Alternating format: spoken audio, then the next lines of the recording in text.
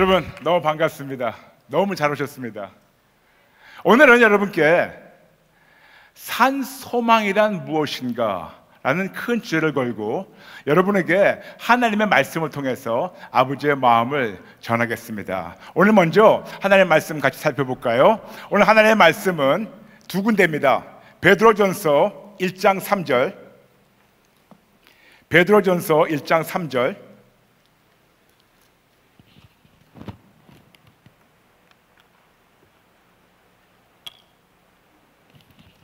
베드로전서 1장 3절과 그 다음에 먼저 찾으셨으면 저와 함께 한 목소리로 같이 읽겠습니다. 시작.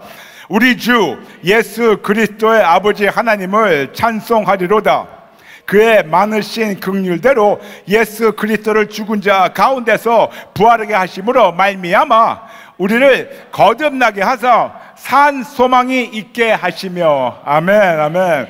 두 번째 말씀은 역시 베드로전서 3장 15절 말씀입니다.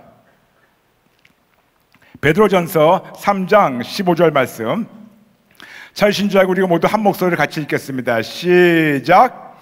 그들 너희 마음에 그리스도를 주로 삼아 거룩하게 하고 너희 속에 있는 소망에 관한 이유를 묻는 자에게는 대답할 것을 항상 준비하되 온유와 두려움으로 하고. 아멘, 아멘. 오늘 여러분에게 산소망이라는 주제를 가지고 아버지의 마음을 전하겠습니다. 잠시만요.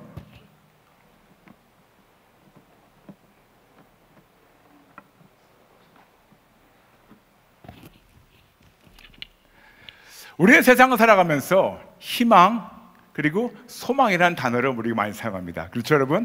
그리고 많은 경우에는 희망이라는 단어와 소망이라는 단어를 우리가 같은 뜻으로 이해하면서 사용하는데, 오늘 여러분에게 희망하고 소망이 국어 사전에는 같이 나와 있지만 성경에는 조금 다르게 나와 있다는 것을 여러분에게 잠시 말씀드리고 그 다음에 오늘 말씀 같이 풀어가겠습니다.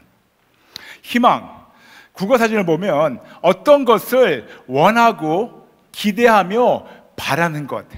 그래서 희망 그러면 어떤 것을 원하고 기대하고 바라는 것이라고 나와 있고, 그리고 소망이라는 그 단어를 국어사전에 보면 역시 똑같이 나와 있어요. 어떤 것을 원하고 기대하며 바라는 것이라고. 그래서 우리가 많은 경우에는 희망하고 소망 이 두 단어를 우리가 같은 뜻으로 사용할 때가 많은데, 저는 오늘 여러분에게 감히 말씀드립니다. 저는 국어학자가 아니지만 이 두 단어가 엄격히 다르다는 것을 여러분에게 오늘 증거하겠습니다. 희망이란 무엇일까요? 우리가 알고 있는 겁니다. 희망이란 것은 어떤 것을 원하고 기대하며 바라는 것, 즉 어떤 바람이 있는 건데, 희망에는 아주 진짜 극심한 그런 한계가 있어요. 치명적인 한계가 있습니다. 뭐냐? 희망은 근거 없는 바람이에요. 희망은 어떤 근거가 없는 바람. 그래서 정말 우리는 때로는 뭐 행여나 아니면 우연히 뭐가 되겠지, 그런 거를 바라는 것이 우리가 바로 희망 아닐까요? 한 예를 드릴까요? 로또는 우리가 소망하지 않아요. 희망하는 거죠. 근데 그것은 우연이죠. 근데 행여나 하는 우연, 이런 것은 근거 없는 바람이에요. 그러므로 희망 그러면 아주 쉽게 설명해가지고 근거 없는 바람, 그리고 이루어지지 않는 바람, 아무리 거기서 원해도 안 이루어질 때가 거의 다가 있습니다. 아마 전번주였을 거예요. 미국 LA에서 미국에서 이번에 로또가 나오는데 한국 돈으로 한 1조 4천억 정도가 나왔어요. 좀 단위가 다르죠? 그래서 근데 알고 보니까 딱 한 명이 이긴 거예요. 누군지 모르는데 아직도 안 나타났어요. 그런데 여러분이 보면서 나도 언젠가는 1조 4천억 이겨야지, 이게 바로 희망이에요. 안 이루어질 찬스가 더 많아요. 그리고 우연히 되겠지. 근데 놀라운 사실이 있습니다, 여러분. 구약에 기록된 히브리어, 그래서 구약 전체를 보게 되면 구약에 기록된 히브리어는 우연이라는 단어가 전 한 번도 안 나옵니다.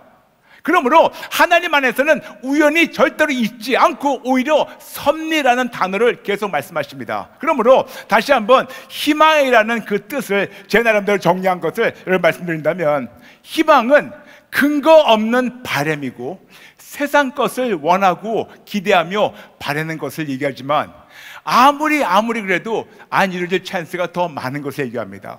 그렇다면 소망은 무엇일까요? 제 나름대로 정의한 소망은 어떤 것을 원하고 기대하며 바라는데 근거 있는 바람이에요. 희망은 근거 없는 바람인데 오히려 소망은 근거 있는 바람입니다. 희망은 세상 것을 행여나 바라는 건데 소망은 뭔가를 확실하게 알고 바라는 건데, 희망은 세상 것 바라는 반면에 소망은 하늘 것을 바라는 겁니다. 더 쉽게 해가지고 하나님의 약속을 바라는 겁니다. 그리고 이루어집니다.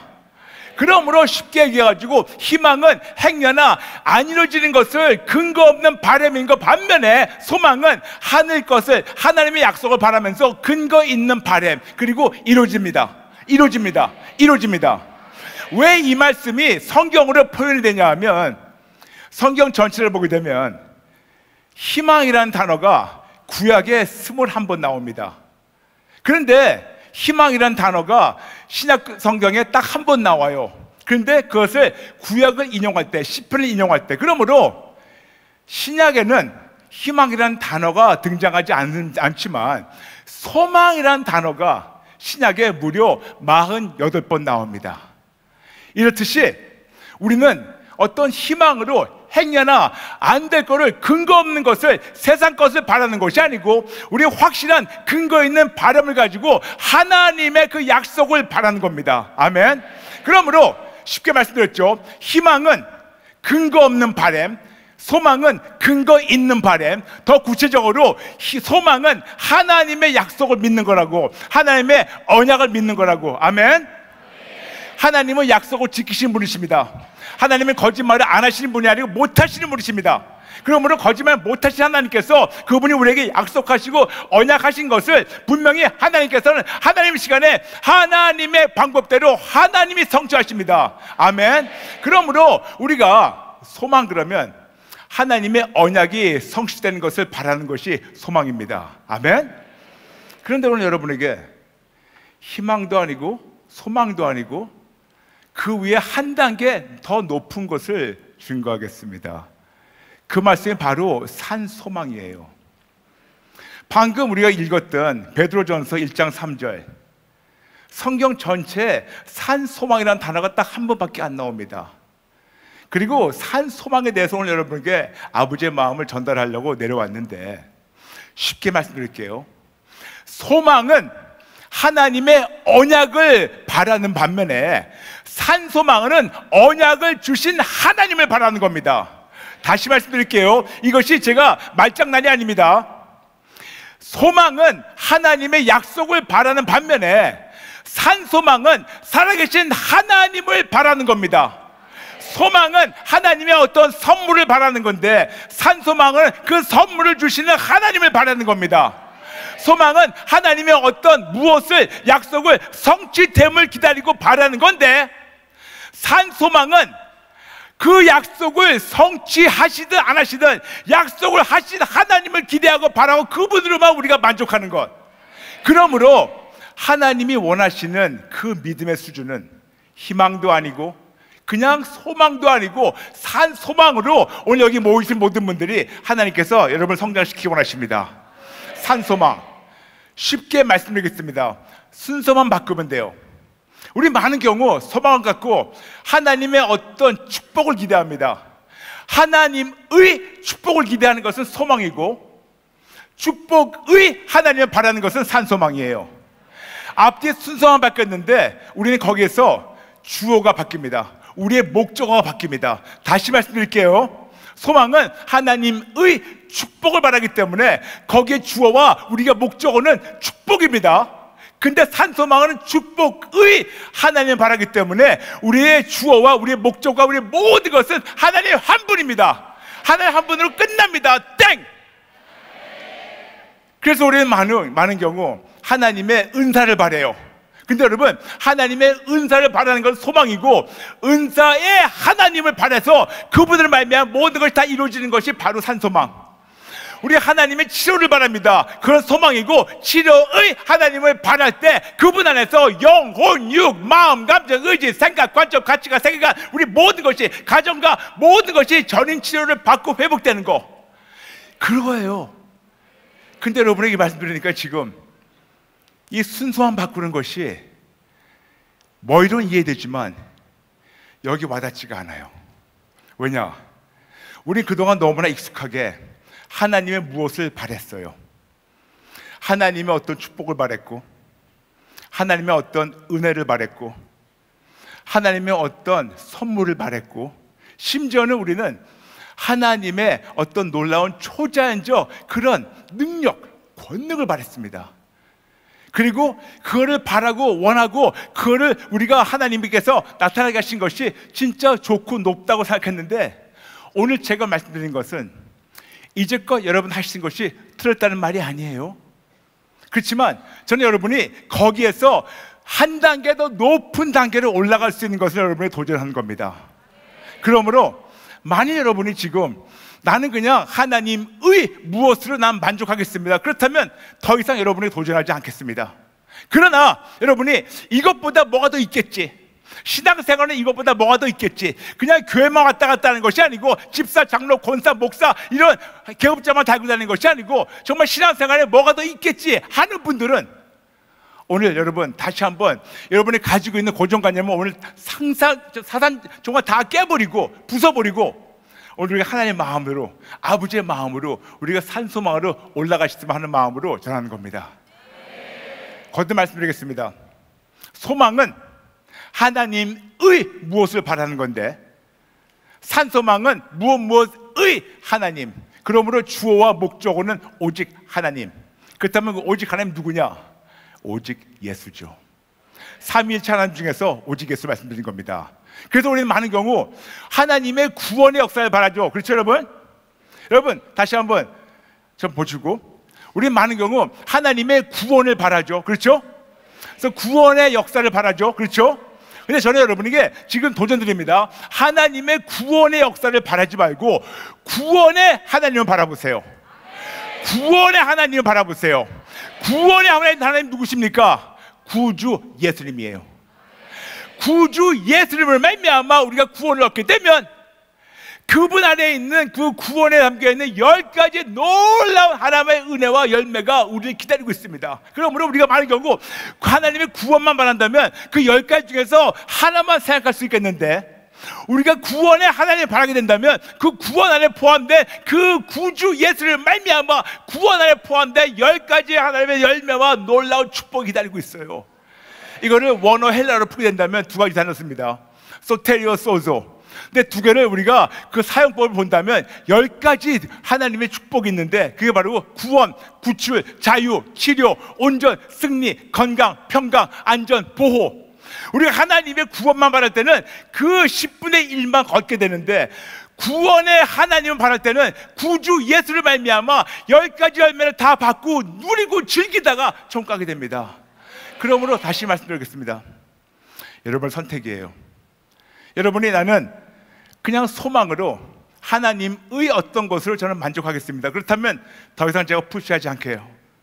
그러나 여러분이 여기까지 왔는데 하나님 안에 뭔가 더 있는 것 같다, 뭔가 더 한 단계 올라가고 싶다, 여기서 만족하지 말고 하나님의 크기를 내가 성장하고 싶다, 이왕 한 번만 살 인생이면 내가 끝까지 가보고 싶다, 만약 그런 분 계시다면 오늘 산소망으로 성장하시고 훈련받으시길 축복합니다. 저는 하나님에 대해서 전혀 몰랐습니다. 지금 방금 제가 너무 강하게 아버지의 마음을 전했습니다. 왜냐? 때로는 조금 흔들어 깨워야 돼요. 물론 여러분들이 지금 아침부터 어제 저녁부터 우리 목사님의 귀한 말씀 듣고 또 기도도 하시고 또 아침 말씀 들으시고 또 기도도 하시고 찬양도 하시고, 그렇지만 이게 있어요 여러분. 우리가 많은 경우에는 교회를 다니면서 어떤 생활이 너무 익숙해지니까 그냥 그 생활을 마치 다람쥐 쳇바퀴 돌듯이 하다 보면 나중에는 타성이 생겨서 더 이상 우리가 성장하지 않고 그냥 고만고만하게 되는데, 여러분, 물론 그 정도까지 성장한 것도 너무나도 감사하고 하나님의 일방적 은혜인 거 알고 있지만, 저는 이왕 우리가 한 번밖에 살지 못한다면 한번 끝까지 가볼까 하는 그런 욕심이 좀 있어요. 거룩한 욕심이 있어요. 그러므로 오늘 여러분에게 왜 제가 이런 거룩한 욕심까지 부리게 됐다는 것에 대해서 잠시 전해도 괜찮을까요? 저도 옛날에 그냥 어마어마한 희망을 가지고 살았었습니다. 저는 대한민국에서 불교 믿는 집안에 태어났어요. 저희 집안, 저희 6남매 막내였는데 저희 집안이 굉장히 가난했습니다. 그러다 보니까 가난한 사람마다 각 사람이 바라는 것이 다른 거 있겠지만, 저는 그 가난이 무지무지하게 싫어가지고 제가 어렸을 때부터 사람들한테 물어봅니다. 아이들한테 넌 커서 뭐가 될래? 넌 뭐가 될래? 물어보면 이거 되겠다가 저거 되겠다 얘기하죠. 제가 어렸을 때는 아이들한테 물어보면 거의 다가 대통령 되겠다고 그 말 했어요. 근데 요즘은 그 말 안 하는 것 같아요. 감옥 가기 싫어서. 어쨌든 어릴 때 대통령이나 뭐 과학자나 뭐 의사 뭐 등등등 많았었어요. 그런데 누가 저한테 어릴 때 너 나중에 커서 뭐가 될래? 그러면 0.1초도 기다리지 않고 저는 부자가 되겠다고 얘기했어요. 어쩌면 저희 집안 환경이 안 좋기 때문에 저에게는 돈이 무척 필요했던 것 같습니다. 어쨌든 저는 어릴 때부터 굉장히 돈을 좋아했었고, 돈을 원했었고, 돈을 기도했었고, 돈을 기대했었고, 기도를 바랬어요. 그러니까 희망이죠. 그런데 아무리 돈에 대한 그런 희망을 가지고 열심히 해도 뭐 저는 어렸으니까 저한테 제가 벌 수 있는 능력은 전혀 없더라고요. 그래서 돈을 벌고 싶은 그런 마음이 어릴 때부터 있었는데, 그것도 그냥 부자가 아니고 이 세계에 가장 큰 거부가 되기 원했어요. 지금은 전 세계적으로 80억 인구가 있지만 제가 잘할 때만 하더라도 전 세계 인구가 약 한 30여 억밖에 안 되는 것 같아요. 40억 정도. 많지가 않았었습니다. 그런 마음으로 저는 중3 때 미국에 이민 갔습니다. 그래서 미국에 이민 가가지고 열심히 했죠.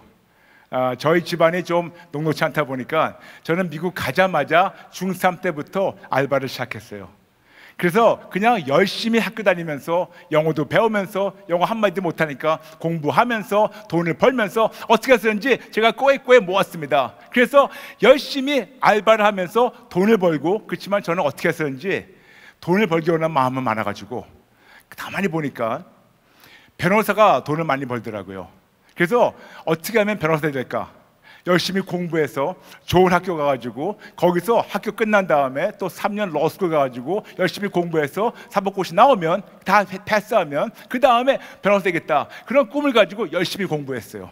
열심히 공부해서 드디어 미국의 10등 안에 들어가는, 세계적으로 10등 안에 들어가는 그 학교에 정정당당 입학했고, 그리고 저희 집이 녹록치 않아가지고 열심히 또 일해가지고 제가 알바로 돈을 벌어가지고 학비를 다 댔습니다. 그러면서 제가 그때 일했던 변호사 사무실이 있어요. 저는 법에 대해서 배우고 싶고 변호사들이 어떤 걸 하는가를 보고 싶어가지고 제가 변호사 사무실에서 일을 했는데, 드디어 제가 원하는 그런 삶을 찾게 된 거예요. 젊은 변호사가 4명이었는데 와, 진짜 제가 원하는 삶을 살고 있는 거예요. 그들은 1년에 그때 돈으로, 이게 언제 얘기냐면요, 한 40몇 년 전 얘기예요. 한 43년 전 얘기. 오케이, 미리 제가 자진 납세할게요. 제 나이가 65이에요. 그래서 40몇 년 그러니까 왜 그러냐, 네, 이제 65입니다. 저 영감이니까 좀 이해해 주세요. 네. 어쨌든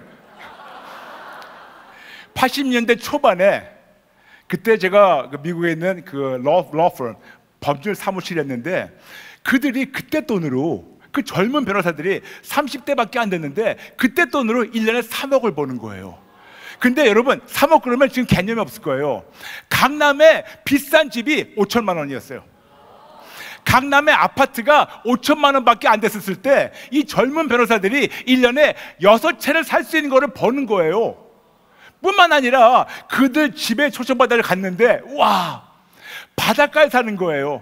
옆에 배우들 있는데 바닷가에, 뒷마당 여니까 바닷가예요. 그리고 앞에는 차가 있는데 오픈카, 이게 열린 거. 그리고 여자친구라고 데려왔는데 모델이에요. 저에게는 와, 저거다. 와, 땡큐. 누구한테 땡큐한지 모르겠지만 어쨌든 땡큐였어요. 아마 그때는 제가 예수 안 믿었기 때문에 뭐 부처님 감사하나 그럴지 모르겠어요. 어쨌든. 그런데 그들 보니까 열심히 일을 하는데 열심히 멋지게 사는 거예요.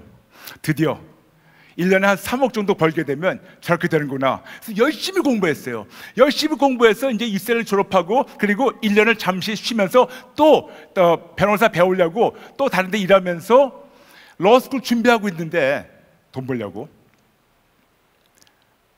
1984년 1월이었습니다. 그때 누워서 어떤 잡지를 보고 있는데, 누워서 보고 있다가 벌떡 일어났어요.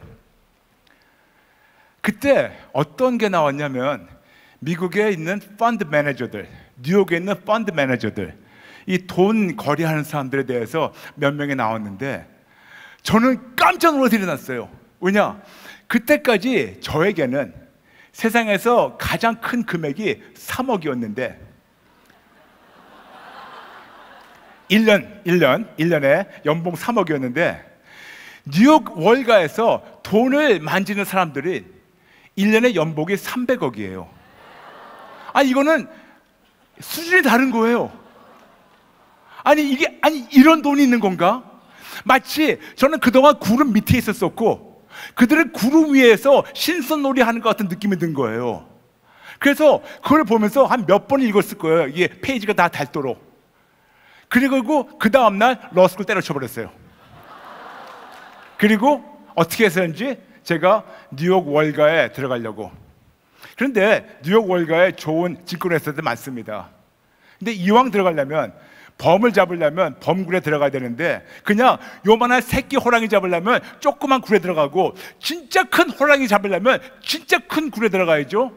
그래서 뉴욕의 월가에 있는 그 많은 증권회사 중에서 가장 큰 애들 제가 문 두르기 시작했습니다. 미국만이 아니고 전 세계에서 가장 큰 증권회사 두들겨가지고 한 3개월 동안 집여여 개 두들기고 집여여 개 가서 그들 나 좀 써달라고, 그리고 인터뷰도 하고 시험도 보고 어쨌든 몇 차례 몇 관문을 다 지나가서 드디어 세계에서 가장 큰 증권회사에 입사했어요. 근데 여러분, 입사만이 아니에요. 미국은 굉장히 냉정해요. 미국은 결과 위주예요. 문은 열어줘요. 그런데 얼마큼 거기서 실적을 내는가, 실적을 안 내면 3개월 만에 잘려요. 한 3개월 됐어요. 열심히 했는데 실적이 하나도 없는 거예요. 분명히 난 여기 들어오면 대박 칠 줄 알았는데 실적이 없어요. 어떻게 하면 될까? 어떻게 하면 될까? 진짜 잠도 안 자고 하루에 20시간 냈는데도 실적이 없습니다. 근데 갑자기 문득 어떤 아이디어가 생겨가지고 그 한 방향을 파기 시작했는데, 아무도 건드리지 않는 어떤 한 분야를 틈새 공략을 하면서 갑자기 대박치기 시작하는 거예요. 어마어마하게 돈을 벌기 시작했어요. 근데 제가 버는 게 아니고 회사에 어마어마한 돈을 벌어지기 시작했어요. 그러니까 회사에서 와, 애를 놓치면 안 되겠다. 그리고 다른 회사에서 저에 대한 소문을 듣고 저를 스카우트 해가려고. 근데 스카우트 해가는 그 금액이 그때 돈으로 10억이었어요. 근데 그걸 제가 일부러 흘리면서 이런 얘기하니까 제 있는 회사에서 애를 붙잡아야겠다. 그래서 영어로 골든 행컵, 황금 수갑이라 그러죠. 황금 수갑을 탁 채우는 거예요. 저를 부사장으로 올려주더라고요. 그리고 말도 안 되는 연봉을 주는데 그 연봉 플러스 보너스인데 플러스 회사 법인카드를 주는 거예요. 마음껏 쓰라고. 그래서 드디어 와, 세상이 열리기 시작했습니다. 그때 제 나이 만으로 26살. 보이는 게 없었죠. 물론 하루에 19시간, 20시간 잠도 안 자고 일했어요. 일 나가는 게 너무너무 좋았어요. 왜냐? 저에게는 희망이 있으니까. 무슨 희망? 열심히 일하면 일하는 것만큼 대가를 받는다. 열심히 일했어요. 열심히 일하니까 열심히 그 대가 열매를 누렸습니다. 그런데 아무리 열심히 해가지고 돈이 많이 벌고 아무리 열심히 해가지고 제가 좋아하는 차들 다 가지고 다 깨버리고 또 사고 그런 거를 하더라도 뭔가가 여기 부족한 거예요. 저는 어릴 때부터 꿈이 뭐였었냐면 정말 어마어마하게 돈을 벌어가지고 어마어마하게 잘 살면 어마어마하게 행복할 줄 알았는데 행복이커녕 뭔가 항상 뭐가 비어있는 거예요. 이걸 어떻게 하면 채울까? 제가 미국에 중학교 가자마자 참 나쁜 버릇을 시작했어요. 가자마자 마약을 하기 시작했어요. 중3 때부터 마약을 하기 시작하고 대학교를 다니면서 계속해서 마약에 취해가지고 어떻게 대학교 나온지도 몰라요. 나왔어요 어쨌든. 그런데 돈이 많으니까 이 돈 갖고 술과 담배와 마약에 푹 빠졌어요.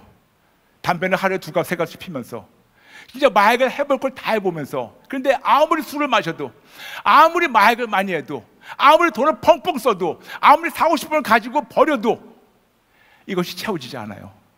근데 여러분 이게 있더라고요.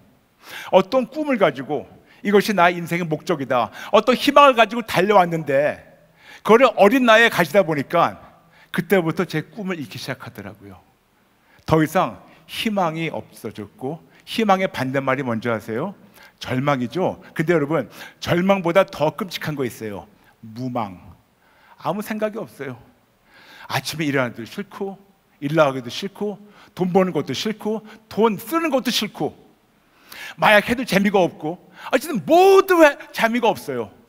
그 다음 제가 왜 그러지? 보니까 제가 우울증에 빠졌더라고요. 우울증에 빠져가지고 그걸 헤매고 못 나와가지고 2번이나 자살 시도를 해봤어요. 참 여러분 역설적이죠. 열심히 공부해서 명문대 나왔으면 행복할 텐데 행복하지 않았어요. 열심히 일해가지고 세계에서 가장 큰 증권회사의 최연소 부사장 됐다면 참으로 기뻤을 텐데 기쁨이 없었어요. 돈도 어마어마하게 벌면서 다 가지고 싶은 그 장난감 다 가졌는데도 거기에 기쁨과 행복과 만족이 없어가지고 진짜 술과 마약으로 푹 젖어 있어도 이것도 안 돼가지고 결국 우울증과 자살 증세에 빠진 저. 그래서 어떻게 하면 매일 깨어나가지고 어떻게 하면 죽을까? 어떻게 하면 죽을까? 저의 20대 후반과 30대 중반까지 그런 삶을 살았어요. 그냥 근근히 살아가는 거예요. 그것도 모자라서 저는 참 심각한 질병이 많았었습니다. 제가 대학교 때 역기를 들다가 허리를 다쳐가지고 왼쪽 허리 디스크가 없어요. 왼쪽 허리에 2번, 3번 디스크가 없어요. 뼈와 뼈 깎는 아픔을 16년 동안 앓았었고 온갖 병원을 다 가봐도 못 고치더라고요. 한약, 양약. 그리고 왼쪽 발뒤꿈치 이만한 암종양이 있어가지고 찔뚝찔뚝하고 다녔고 하도 술을 많이 마셔가지고 위하고 간이 다 버렸고 그리고 하도 담배하고 마약을 많이 펴서 마치 천식 환자처럼 2층을 올라가지 못해요. 그리고 온몸 전체에는 정말 음식 조금만 안 좋은 거 먹으면 피부병이 확 올라와가지고 붓고 뭐 부스럼 생기고 너무 스트레스가 많아가지고 원형 탈모가 생겨서 머리 여기저기 듬성듬성 대머리가 되고. 근데 돈은 많았어요. 근데 여러분 아무리 돈이 많아도 몸이 깨지니까 다 귀찮은 거예요. 다 귀찮더라고요. 그리고 저한테 항상 궁금한 게 있었어요. 브라이언, 너는 도대체 어떤 존재냐? 너는 네 욕심만 채우려는 그런 욕심 덩어리냐? 너는 왜 태어났니? 너의 존재의 목적이 뭐니? 너는 어떤 인간이냐? 너는 왜 사냐? 그 자꾸만 저한테 맴맴 도는데 사람들한테 물어봐도 어느 누구도 시원한 대답을 못 주는 거예요. 그냥 매일매일 죽을 생각만 하고 있는 저에게. 근데 제가 또 그것도 모자라가지고 굉장히 나쁜 버릇이 있었어요. 뭔가 모르게 예수님을 무지하게 싫어했었어요. 왜? I don't know. 그리고 제 주변에 예수 믿는 친구들이 꽤 많았었습니다. 제 주변에 친구들이 꽤 많았는데 돈 많고 그러면 술 친구들이 많아요. 그런데 그 친구들 전부 다 예수 믿는 집안의 아이들이에요. 집사님 아들, 권사님 아들, 장로님 아들, 심지어는 목사님 아들. 근데 그 아이들과 저하고 똑같이 말썽 부리고 똑같이 술 마시고 마약하는데 저하고 딱 다른 게 하나밖에 없어요. 얘들은 일주일에 딱 2시간 동안 어디 갔다 오고 그 전과 후는 똑같아요. 그러니까 2시간 동안 어디 잠시 갔다가 온 다음에는 그 전에 똑같이 개차반이고 그 다음에 똑같이. 그래서 제가 보면서 애들한테 물어봐요. 야, 너네 엄마가 권사님이신데 도대체 왜 꼭 오직 예수냐? 그러니까 나도 몰라. 그러면서 너희도 모르는데 내가 왜 너희가 믿는 그 신이라는 존재를 믿냐? 그러면서 예수님을 제가 미워하고 핍박하는 건 물론이지만 예수 믿는 자들 제가 어떻게 쓰는지 그들을 이런 잘못된 사상에서 구출하는 것이 저의 사명이었어요. 그래서 예수 믿는 친구들 만나가지고 일부러 금요일 밤에 불러요. 애들이 금요일 철야 간다 하니까 금요일 철야가 뭔지도 몰라요. 금요일 밤에 어디 간대요. 그럼 애들 일부러 야, 주말인데 나와. 그래가지고 애들 금요일 저녁부터 밥 사주고 술을 엄청 먹여가지고 교회 못 가게 해요. 그리고 애들이 교회 안 나가겠다 하면 쾌감을 느끼면서 내가 오늘 또 한 명 내가 구출했다. 그러면서 하나님은 엄청 핍박했는데 정작 제 삶은 계속해서 바닥으로 우울증에서 자살 증세로 떨어지기 시작했습니다.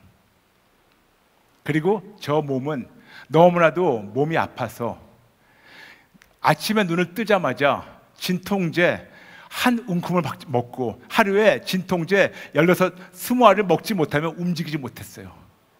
그런데도 불구하고 계속해서 저는 죽을 생각밖에 없었습니다. 그랬던 어느 날 1994년 2월 17일 저와 저희 형이 미국 오렌지 카운티 어디 지나가고 있는데 거기 세븐일레븐 들렀습니다. 근데 그 세븐일레븐에서 제가 그렇게 핍박했고 그렇게 조롱했던 어떤 한 분을 만나게 됐는데 1994년 6월 17일 길거리 운전하다가 제가 그렇게 핍박하고 조롱하고 그렇게 제가 안 좋은 말을 많이 했던 예수님이 저의 차에 찾아오셨어요. 그래서 저하고 형을 뜨겁게 인격적으로 만나주시고 6시간이라는 초자연 사건이 지나간 다음에 이 세상 모든 사람이 예수님 부인하더라도 저와 저희 형은 절대로 부인하지 못하게 그분과 뜨거운 인격적인 만남이 이루어졌고 그 순간 20년 넘게 술과 담배와 마약을 그렇게 끊으려고 했던 저에게 하나님이 한순간 끊게 하셨고 그 같은 해 1994년 10월 7일 저를 주의 종으로 부르셔서 지난 29년 동안 하나님 보내실 때마다 세계 방방곡곡 자비로 다니면서 제가 만난 예수님을 증거하다가 오늘 여기까지 오게 되었습니다. 할렐루야.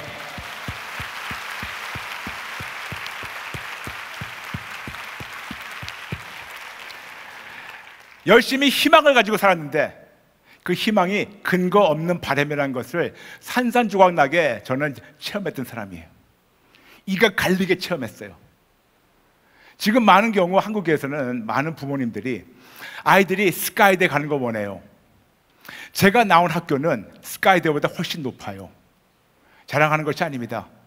그런데 아무리 스카이대보다 더 세계적으로 유명한 학교를 나왔다 하더라도 아무리 대한민국에 있는 그 놀라운 대기업보다 더 큰 회사에서 제가 진짜 중력으로 일했다 하더라도 아무리 더 많은 돈을 제가 가지고 제가 사용했다 하더라도 제 안에 이 공허함은 어느 누구도 채울 수가 없었어요. 예수님 만날 때까지. 예수님 드디어 만났습니다. 그리고 그때 하나님께서 저의 모든 술과 담배와 마약 그 중독을 깨끗이 치료하셨고 그리고 제 몸도 깨끗이 치료하셨어요. 16년 동안 어느 누구도 고치지 못했던 제 허리 디스크라고 협착증을 하나님이 2초 만에 고치셨고 왼쪽 발뒤꿈치에 이렇게 튀어나온 암종양 제 눈 보는 앞에서 쑥 녹아서 없어졌고 위산 역류하고 모든 거 다 고치셨고 몸에 있는 모든 피부병 다 고치셨고 몸에 있는 이런저런 통증 다 고치셨고 그리고 빠졌던 머리를 다 낫게 하셨어요. 여러분 이거 제 머리예요. 예, 붙인 거 아니에요.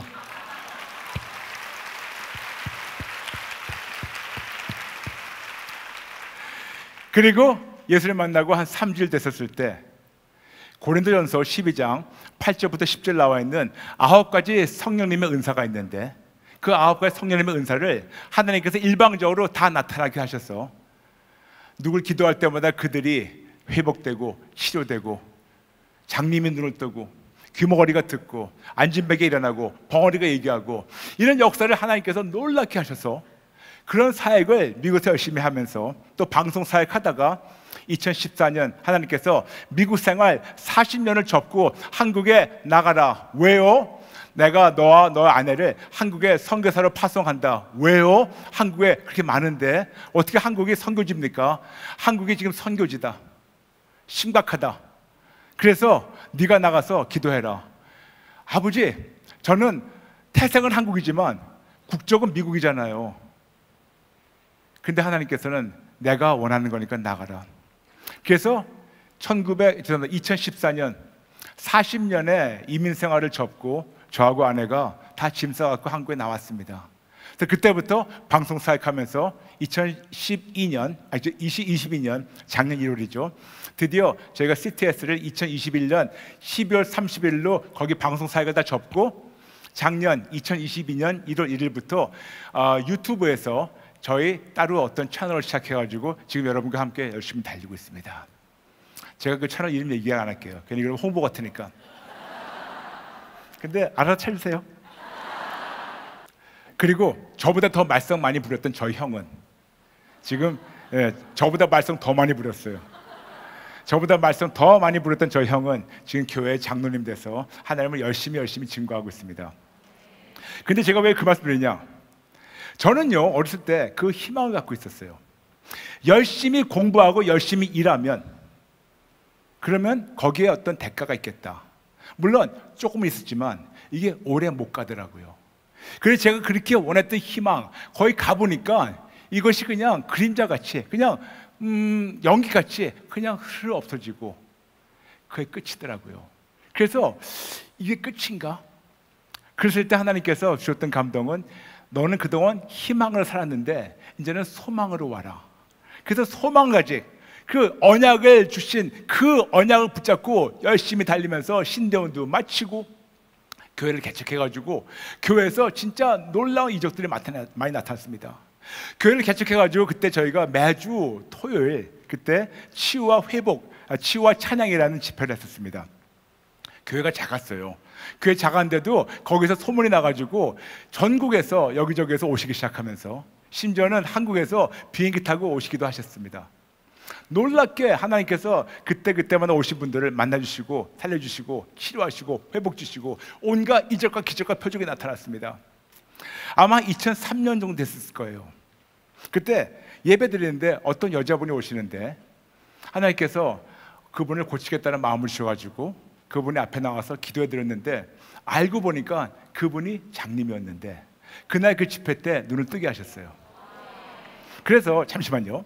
그래서 그분들 다 보내드리고 저하고 아내하고 이제 교회문을 닫고 둘이 앉아가지고 저는 아내는 영어권이니까 항상 둘이 대화를 영어로 하는데 하니 Wasn't that amazing?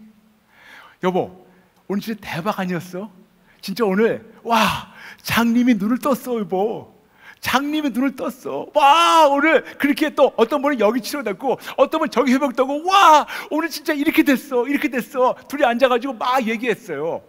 그런데 갑자기 저하고 아내하고 동시에 하나님께서 굉장히 섭섭한 마음으로 저를 아내를 이렇게 찔러주셨습니다.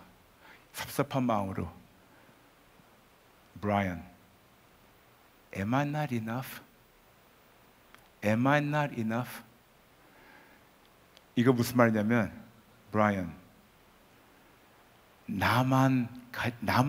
나만으로 만족하지 못하냐? 내가 그렇게 부족하니?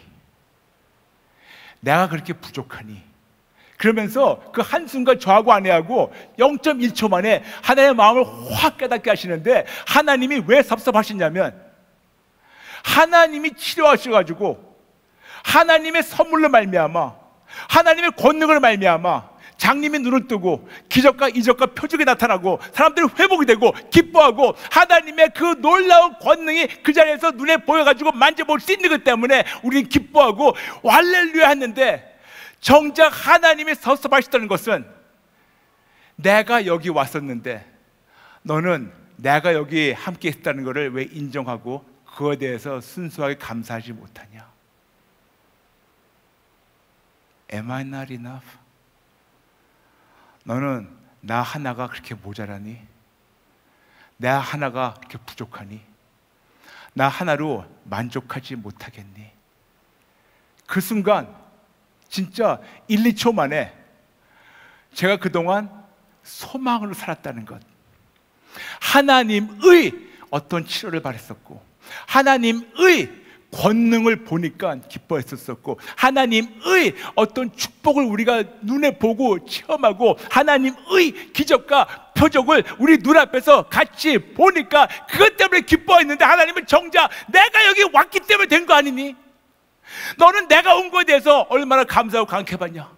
너는 내가 여기 왔다는 것에 대해서 얼마나 그것 때문에 깜짝 놀라면서 내가 여기 왔다는 거 하나 때문에 눈물 흘리면서 감사해봤니? 와, 변명 못하겠더라고요. 그때 아내하고 저하고 펑펑 울면서 바닥에 꼬꾸러져서 그냥 회개하기 시작했어요. 이렇게 변질됐다고. 하나님의 선물 때문에 기뻐했는데 정작 하나님이 계신 것은 인정하면서 하나님 한 분 때문에 기뻐하지 못했던 우리의 변질된 모습. 그날 아내하고 저하고 하나님 앞에서 눈물을 뿌리며 항복하고 회개했고, 앞으로 다시는 안 그러겠다고 하나님께 다짐하고, 하나님만이 아니고 그 환경을 보고 있고 그 상황을 보고 있는 모든 천사들과 피조물 앞에서 저희가 목숨을 걸고 다짐했습니다. 앞으로 무슨 일이 있어도 여보, 우리가 어떤 하나님의 선물 때문에 기뻐하지 말고 선물을 주신 하나님이 함께 하신 것 때문에 기뻐하자. 하나님의 어떤 기적 때문에 기뻐하지 말고 기적의 하나님 때문에 기뻐하자. 하나님의 어떤 축복 때문에 기뻐하지 말고 축복의 하나님 때문에 기뻐하자. 그리고 하나님의 어떤 그런 역사하심 때문에만 기뻐하지 말고 하나님 한 분을 기뻐하자. 그렇게 하나님께서 마음을 주시고 다짐하게 하니까 성경이 다르게 보기 시작하는데 어떻게 보이냐?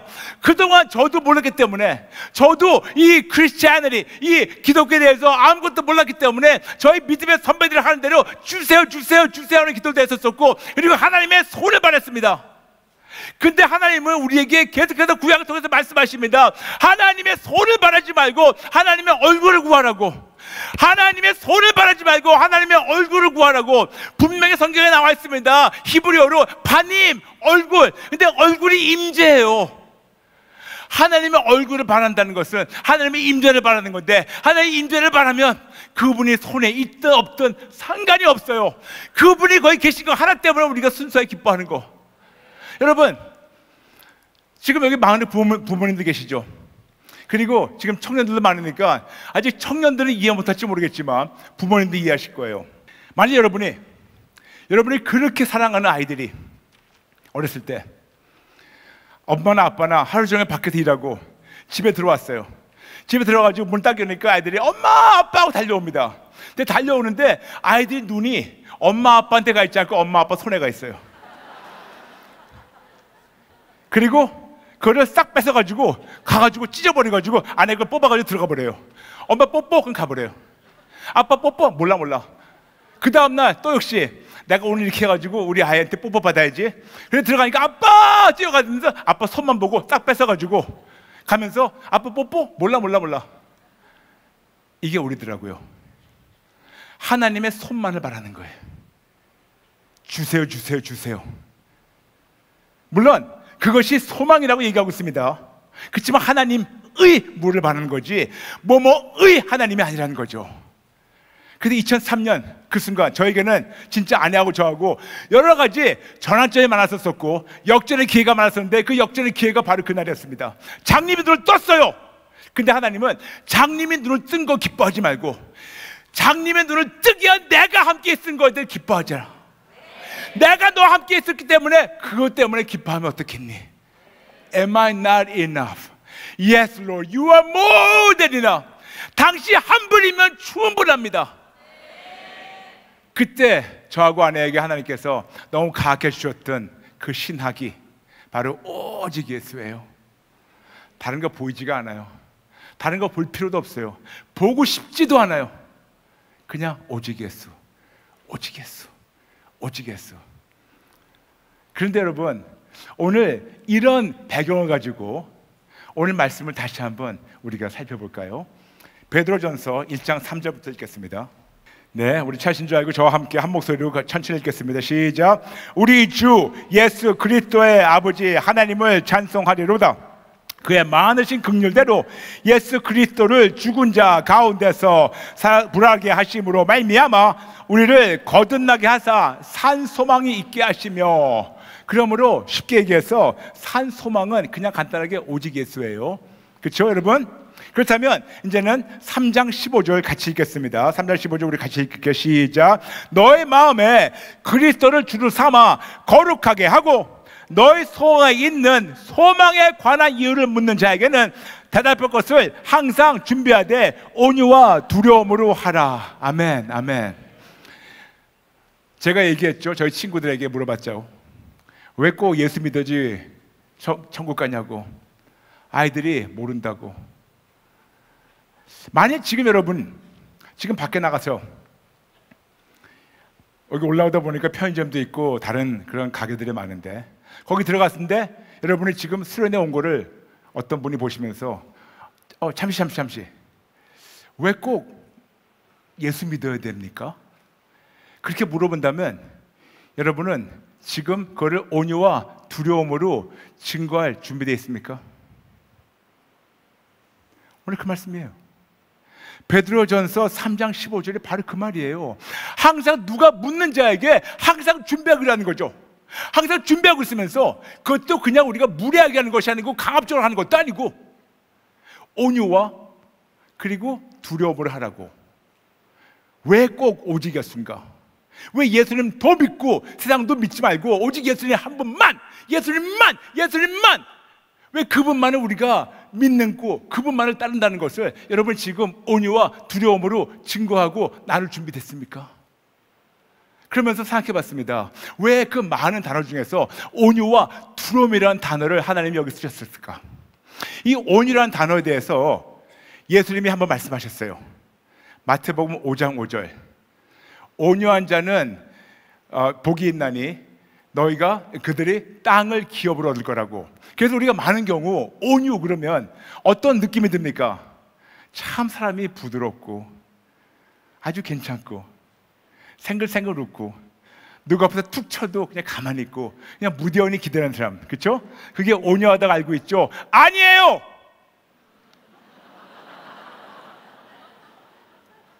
성경에 말씀하시는 온유는 그게 아닙니다.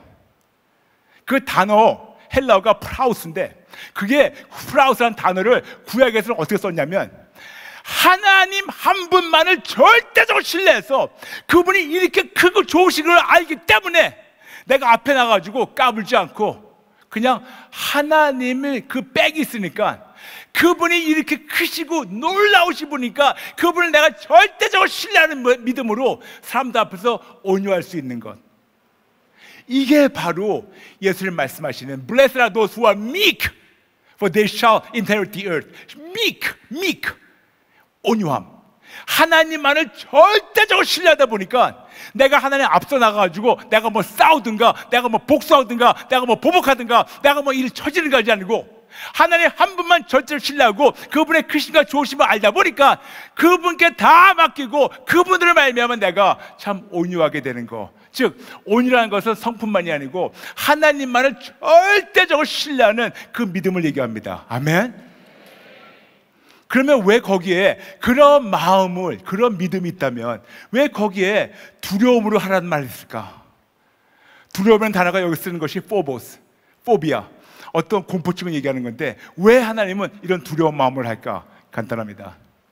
진짜로 우리가 순수하게 산 소망이신 오직 예수님 한 분만을 절대적으로 신뢰하고 그분으로만 내가 매 순간 승부를 걸고 살아간다면 그분을 말미암아 진짜 내가 온유하다면 내가 삶으로 증명해야 되는데 내가 그렇게 살지 못하면서 말로만 할 때는 사기꾼이기 때문에 두려워하라 그 말씀이에요. 가짜 크리스찬 즉 종교인이 되지 말고 우리 엄마가 권사야 그때 숨지 말고 집사 장로 권사 목사야 그런 계급장 뒤에 숨지 말고 이 모든 계급장을 다 떨어져 버리고 순수하게 내가 진짜 오직 예수님으로만 사는가 이거를 삶으로 보여줘야 되는데, 그렇게 삶으로 보여주도록 여러분이 최선을 다해서 그렇게 살아야 되는데, 그렇게 살지 못하는 것 때문에 두려워가지고 떨리는 마음으로 그렇게 살아라, 그 말씀입니다.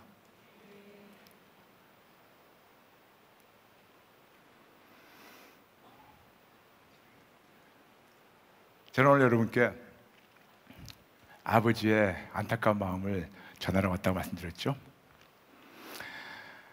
여러분, 오늘 특히 이번 집회에 올라오실 때 큰 기대감을 가지고 올라오신 거 알고 있습니다. 그런데 오늘 표가 뭐죠?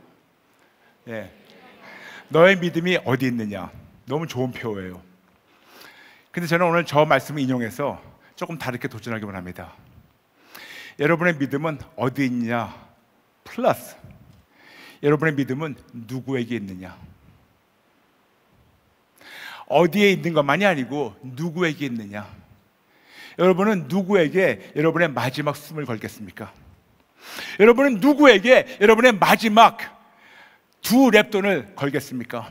여러분은 누구에게 여러분의 모든 것이 극심한 상황으로 다 떨어져도 누구에게 여러분의 마지막 거를 다 걸면서 그분 한 분만 바라보겠습니까? 거듭 얘기해서 너의 믿음은 누구에게 있느냐? 세상에 있느냐? 아니면 창조하신 하나님이신 예수님께 있느냐? 이것이 희망과 소망과 산소망의 차이입니다. 그럼 우리가 어떻게 해야 될까요? 어떻게 해야지 우리가 진짜 온유와 두려움으로 우리에게 예수에 대해서 물어보는 자들에게 항상 우리가 나눌 준비를 해야 될까요? 간단해요. 예수를 만나야 돼요. 만나야 돼요. 그리고 한 번만 만나면 안 돼요. 매일매일 만나야 돼요. 매일매일 매 순간 그분을 만나야 돼요. 그런데 어떻게 해야지? 다 만나기 원하시죠? 여쭤볼게요. 오늘 쉽게 여기 또 위에 계신 분들 여쭤보겠습니다. 오늘 이 자리에 계신 분들 중에서 특히 지금 또 인터넷으로 유튜브 보신 분들 계시는데, 오늘 같이 예배 드리신 분들 중에서 나 진짜 예수님 만나기 원합니다, 그런 분들 손 들어보세요.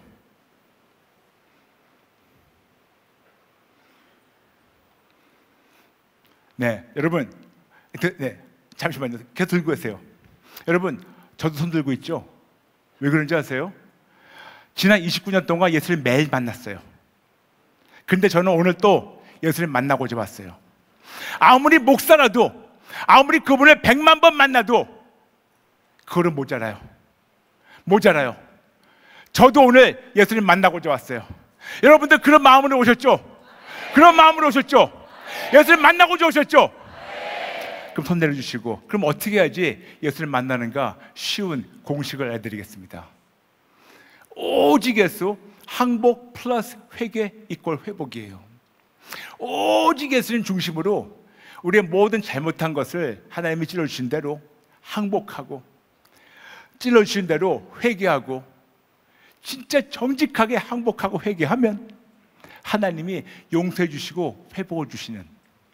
그런데 이 항복 플러스 회개 있고 회복이 그냥 제가 만든 말이 아니고 역대하 7장 14절 말씀 7단계를 쉽게 정리해가지고 말씀드리는 것이 바로 항복 플러스 회개 이꼴 회복입니다. 그럼 우리가 어떤 것을 항복해야 될까요?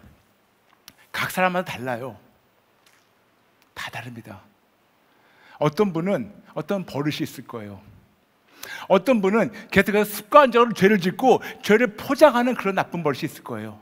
어떤 분은 중독이 있을 거예요. 어떤 분은 나쁜 성품이 있을 거예요. 어떤 분들은 뭔가 모르게 하나님은 모르시겠지 하면서 행여나하는 그런 내가 내 자신을 포장하는 뭐가 있을 수 있어요. 오늘 성령님이 찔러주시면 우리가 모두 그거를 끄집어내서 하나님 앞에 정직하게 항복하겠습니다. 그 다음에 회개하는 거예요. 근데 항복하고 회개에 대해서 조금 다른 점이 있지만, 회개에 대해서 말씀드릴게요. 다 아시지만 여러분, 후회로 끝내지 마시고 회개해 주세요. 후회와 회개의 다른 점에 대해서 말씀드릴게요. 후회는 뭐 찔림 받았어요. 잘못했지. 아, 그러면 안 되지. 아, 반성하지. 그리고 땡. 그리고 똑같은 짓을 반복하는 거. 이거 후회예요. 근데 여러분, 후회는 천억만 번 해봤자 용서를 받지 못합니다. 없어요. 후회에는 용서가 없습니다. 그 대신에 우리에게 분명히 말씀하십니다.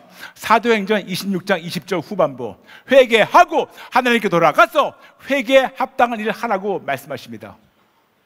무슨 말씀이냐면, 성령님이 찔러주시면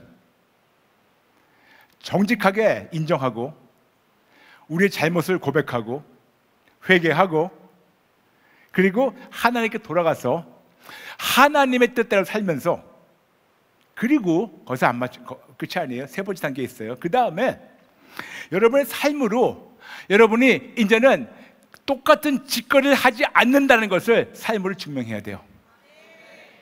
예를 들어서 거짓말을 잠깐만 하는 사람이 있어요. 그런데 분명히 회개했대. 근데 계속해서 거짓말을 해요. 그 사람은 후회한 거지 회개한 것이 아니에요. 회개란 것은 인생이 바뀌어야 돼요. 회개란 것은 사람이 바뀌어야 돼요. 회개란 것은 어떤 열매를 보여줄 수 있냐면, 우리가 고린도후서 5장 17절 말씀대로 새로운 피조물 돼야 돼요. 더 이상 종교인이 아니고 진짜 크리스찬으로서 삶이 바뀌어야 됩니다. 그럼 어떻게 항복하고 회개하는가? 간단해요. 쉽게 설명을 드리겠습니다. 우리에게 성령님을 아버지 하나님과 예수님 보내셨어요. 요한복음. 그리고 우리에게 성령님 오셔가지고 죄를 찔러주십니다. 요한복음 16장 8절. 그런데 찔러주시면 우리가 마음이 아파요. 왜? 걸렸기 때문에. 근데 마음이 아픈 것에 대해서 고린도후서 7장 10절, 하나님 뜻대로 근심하는 겁니다. 근데 근심으로 끝나는 것이 아니고, 근심하게 되면 요한일서 1장 9절 말씀대로 하나님 앞에 가지고 나와서 정직하게 자백하는 거예요. 나의 죄를 이러이러한 죄를 자백하는 겁니다. 그러면 하나님이 그거를 들으시고 그 다음에 용서해 주세요. 그 다음에 용서해 주신 다음에 나에게 똑같은 죄를 지을 그런 기회가 옵니다. 올 수밖에 없어요. 세상을 사니까. 그럴 때마다 또 죄를 멀리하고 더 예수를 붙잡으려고 하는 거.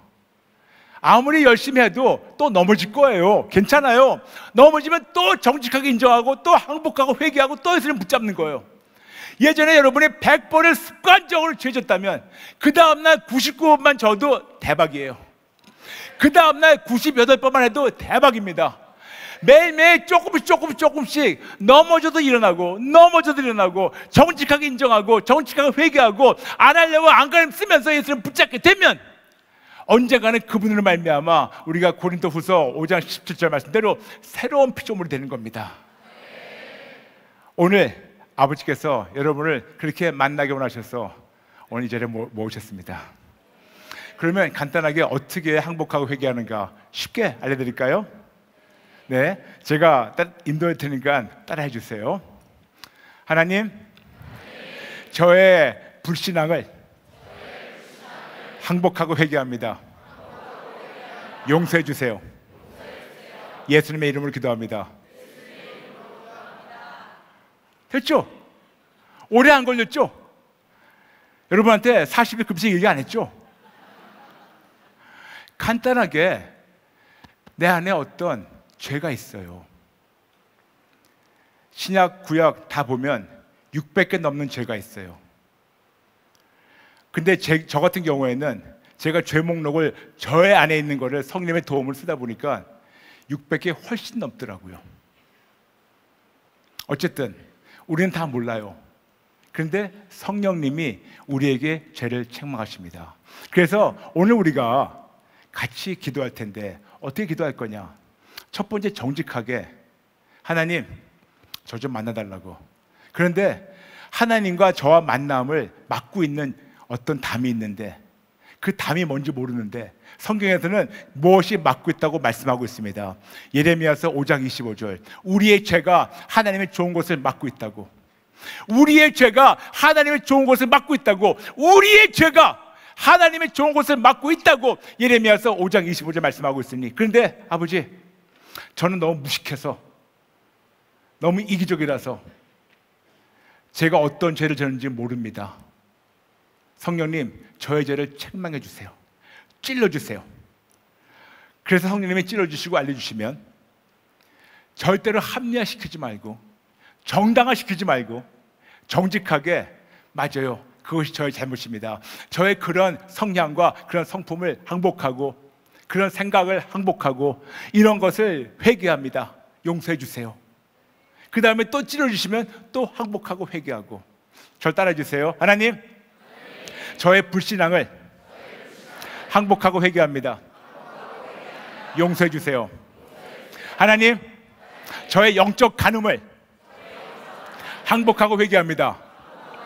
용서해 주세요. 아마 깜짝 놀라셨을 거예요. 무슨 간음? 무슨 간음이냐고요? 예수님도 믿고 세상도 믿는 것, 이게 바로 간음이에요.